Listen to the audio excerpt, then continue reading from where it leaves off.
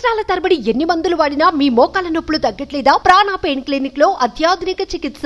రాష్ట్ర హోంశాఖ మంత్రిగా పదవి బాధ్యతలు చేపట్టిన తర్వాత తెలుగుదేశం పార్టీలో ఉన్నటువంటి ముఖ్య నాయకులందరినీ కూడా చాలా కర్టసీగా అందరినీ కలిసి విష్ చేస్తూ బ్లెస్సింగ్స్ తీసుకోవడమే కాదు, ఇప్పటి వరకు పార్టీలో ఆమెకి ఇచ్చినటువంటి సపోర్ట్ కి కూడా థ్యాంక్స్ చెప్తూ అందరినీ కలుస్తూ ఉన్నారు. మనం ఇప్పుడు Visakha 4th town police station దగ్గర ఉన్నటువంటి గండి బాబ్జీ గారు, తెలుగుదేశం పార్టీ జిల్లా అధ్యక్షులైన గండి బాబ్జీ గారిని హోంశాఖ మినిస్టర్ వంగలపూడి అనిత గారు కలవటానికి వచ్చారు. ఆమెకు సాదరంగా స్వాగతం పలుకుతున్నారు బాబ్జీ గారు. పాయకరావుపేట నుంచి గెలిచి ఇక్కడ తెలుగుదేశం పార్టీ నుంచి అనూహ్యంగా ఉమ్మడి విశాఖ జిల్లాలో అయితే రాష్ట్ర హోంశాఖ విపత్తుల శాఖ మంత్రిగా కీలకమైనటువంటి పదవి బాధ్యతలు ఆమెకు చంద్రబాబు నాయుడు గారు నాయకత్వంలో అప్పగించడం జరిగింది. ఈ నేపథ్యంలోనే ఒక సాధారణ టీచర్ స్థాయి నుంచి ఈరోజు రాష్ట్ర హోం మినిస్టర్గా పదవి బాధ్యతలు చేపట్టిన ఆమె గ్రౌండ్ రియాలిటీలోనే ఎప్పుడూ ఉంటారు అని చెప్పడానికి బెస్ట్ ఎగ్జాంపుల్. ఈరోజు విశాఖలో కానీ అనకాపల్లి ఉమ్మడి విశాఖ జిల్లాలో రాష్ట్ర హోంమంత్రిగా పదవి బాధ్యతలు చేపట్టిన తర్వాత ఆమె పర్యటన చూస్తే చాలా రియాలిటీగా, చాలా గ్రౌండ్ రియాలిటీగా కనిపిస్తూ ఉంటుంది. ఎందుకంటే ఆ స్థాయి క్యాడర్ అయినప్పటికీ కూడా తెలుగు మహిళగా, అలాగే తెలుగుదేశం పార్టీలో తనకు సముచితమైనటువంటి స్థానం కల్పించిన చంద్రబాబు నాయుడు గారికి కృతజ్ఞతలు తెలుపుకుంటూనే జిల్లా స్థాయిలో ఆమె ఇప్పటి వరకు సక్సెస్ఫుల్గా రాణించడానికి కారణమైనటువంటి నాయకులందరినీ, పెద్దలందరినీ కూడా చాలా వినమ్రంగా ఆమె కలవటం జరుగుతోంది. అలాగే సాధక బాధకాలు తెలుసుకోవడంతో పాటు పార్టీ కూటమి 3 పార్టీలు కలిసి కూటమిగా అధికారంలోనికి వచ్చిన సందర్భాన్ని కావచ్చు, లేకపోతే ఇప్పుడు ఆమెకి ఇచ్చినటువంటి బాధ్యతల విషయంలో కావచ్చు, ఒక రకంగా థ్యాంక్స్ చెప్తూనే, తనని ప్రోత్సహించినందుకు కృతజ్ఞతలు చెప్తూనే కొన్ని ఇంపార్టెంట్ విషయాలు, పార్టీకి సంబంధించిన విషయాలు కావచ్చు, తనకు అప్పగించినటువంటి శాఖకు సంబంధించిన అంశాలు కావచ్చు, మంచి సలహాలు సూచనలు కూడా తీసుకునే ప్రయత్నం చేస్తున్నారు వంగలపూడి అనిత గారు. సో మనం చెప్పొచ్చు, పాయకరావుపేటకు సంబంధించి ఆమె పోటీ చేసినప్పుడు ఖచ్చితంగా సర్వేల్లో చెప్పింది కూడా ఈసారి మళ్ళీ పాయకరావుపేట నుంచి గెలిచేది అనితనే అనేటటువంటి సర్వేలు కూడా మనం గతంలో చూసాం.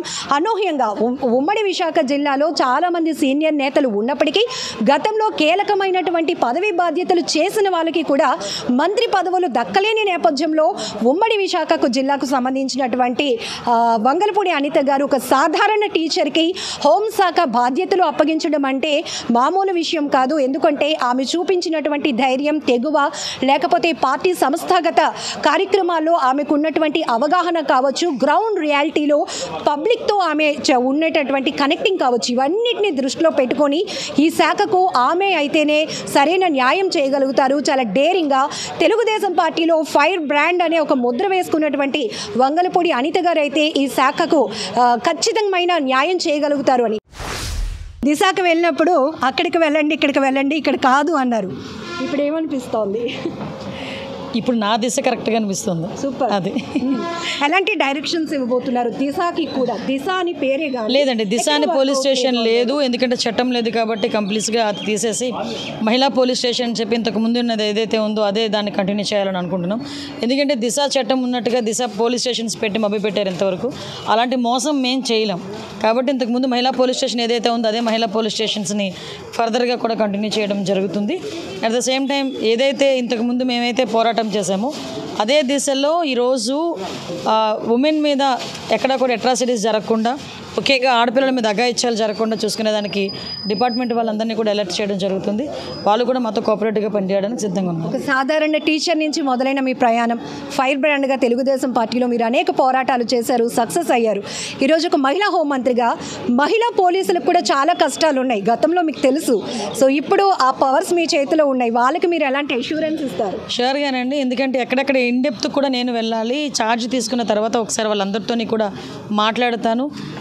వాళ్ళ ప్రాబ్లమ్స్ ఏమున్నాయి అన్నది ఒకటి నేను చూసుకోవాలి. అట్ ద సేమ్ టైం ఎందుకంటే డ్యూటీ చేయాలంటే వాళ్ళకి కూడా కన్వీనియంట్ ఉండాలి కాబట్టి అది కూడా చూసుకుంటాము. At the same time law and order విషయంలో కూడా ఎక్కడ కూడా ప్రాబ్లం రాకుండా చూసుకుంటాం. కీలకమైన శాఖల్లో సీనియర్స్కి రాని కూడా అవకాశం మీకు వచ్చినప్పుడు ఎమోషనల్ అయ్యారా? ఎలా అనిపించింది? ఒక్కసారిగా అన్ని రీకలెక్ట్ చేసుకున్నారా? ఇది మాత్రం చేశారు 2019 నుంచి కాబట్టి 2019 నుంచి మొన్న ప్రమాణ స్వీకారం చేసినంత వరకు కూడా అన్నీ ఒకసారి రీకలెక్ట్ చేసుకున్నాం. కానీ ఏదో అంటారు కదా, ఏదైనా మన మంచికే అన్నట్టుగా ఆ రోజు నేను చేసిన పోరాటాల ఫలితం ఈరోజు నన్ను గౌరవంగా నిలబెట్టే పరిస్థితి ఈరోజు చంద్రబాబు నాయుడు గారు నాకు తీసుకురావడం నిజంగా నా అదృష్టం కింద భావిస్తున్నా.